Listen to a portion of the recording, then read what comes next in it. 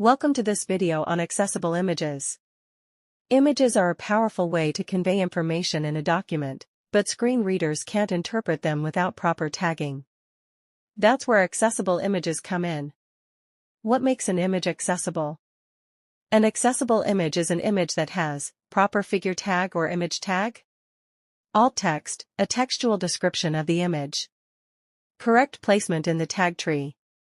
This ensures that screen readers can announce the image and describe its purpose to users with visual impairments. Why is alt text important? Alt text provides screen reader users with a description of the image's content or its purpose on the page.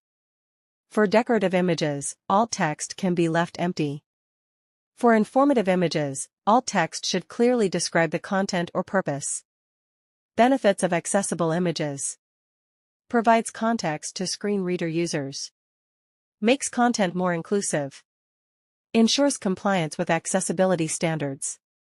Enhances user experience for everyone. Remember, every meaningful image in your document should be appropriately tagged and described. That's how you turn a simple image into an accessible image. Thank you.